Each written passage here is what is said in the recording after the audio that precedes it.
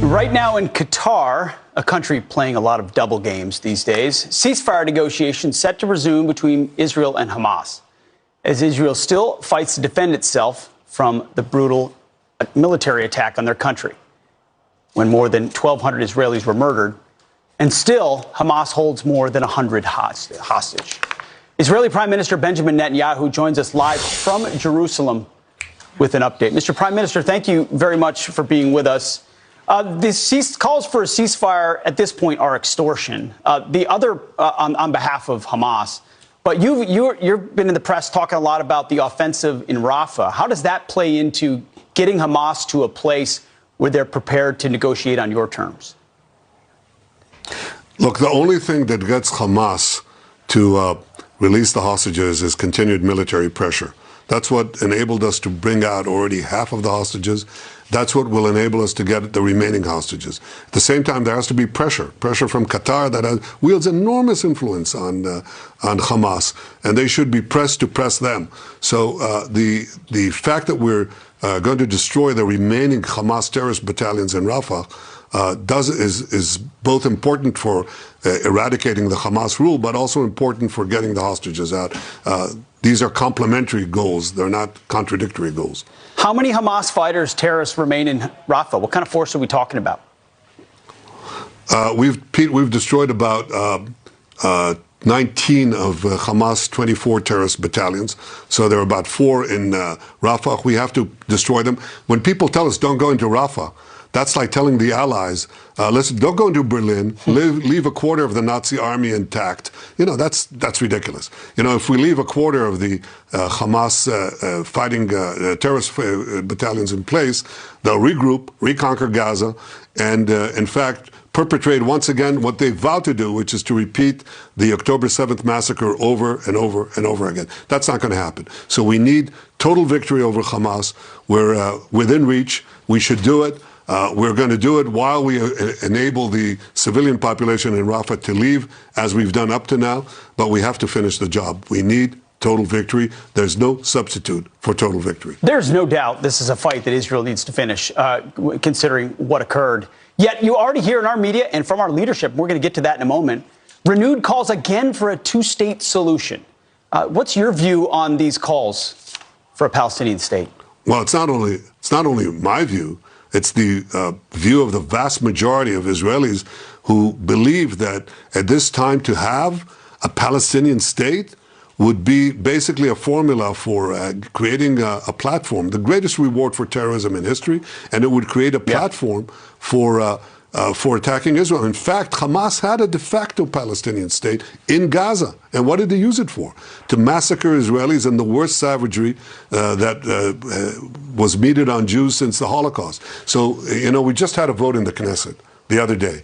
99 against 9 of the Knesset, our parliament members, voted against the attempt to impose on Israel a Palestinian state. See, you have to say, when people say, oh, well, you know, this is Netanyahu and his fringe, and fringe elements in his coalition. No, it's not.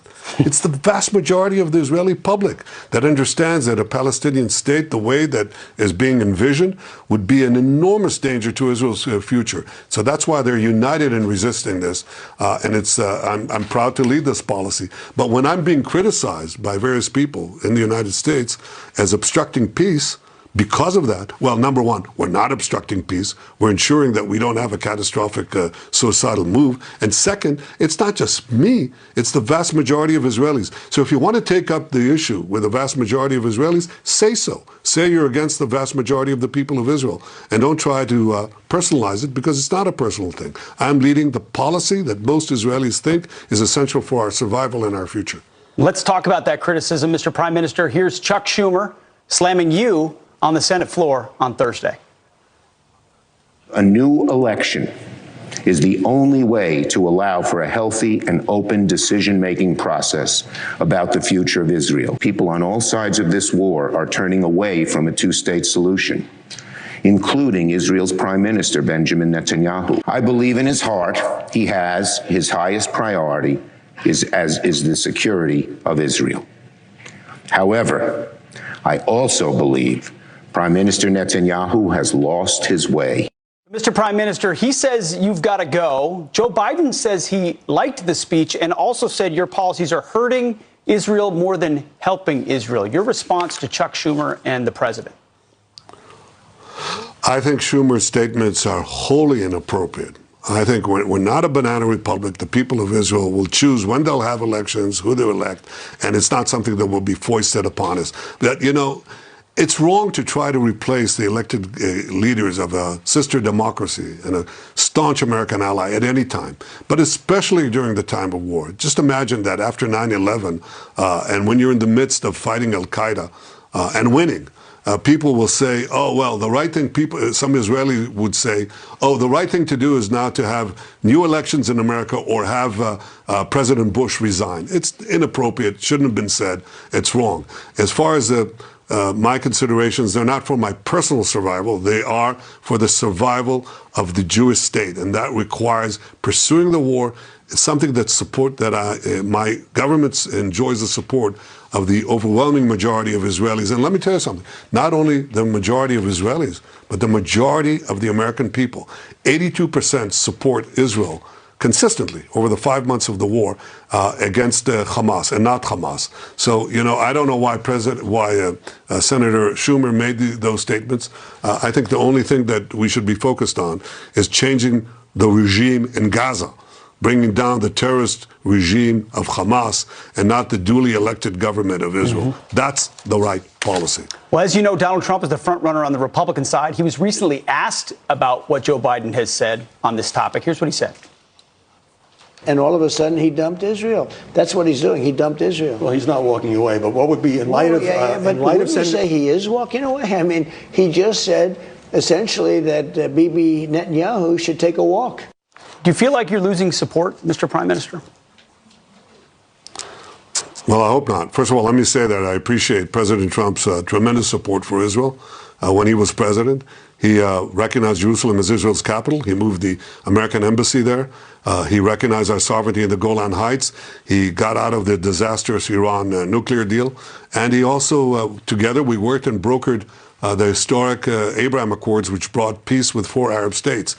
Equally, I appreciate the fact that right from the start of the war, President Biden stood with Israel, came here, called Hamas sheer evil, sent carrier groups, aircraft carrier groups to the region, and sent us ammunition. So I hope that support will continue. But I'll tell you one thing. Look, I can tell you, and I said this to President Biden early on, we had our discussions, we had some differences on whether we should enter Gaza, how we should enter Gaza, and so on. And I said the truth. I said, look, if we have to go it alone, we'll go it alone. But I also know that we're not alone, that the vast majority of Americans support Israel, and for a good reason, because they understand that our war is your war. Our victory is your victory, that we're fighting the same people who chant death to America and death to Israel. They want to see our civilization brought down, our liberties brought down, our values brought down. And that's why I think we'll continue to enjoy the support of the vast majority of the American public. Prime Minister Benjamin Netanyahu, thank you for joining us on Fox and Friends Weekend. Godspeed in your fight, sir. Thank you. Thank you.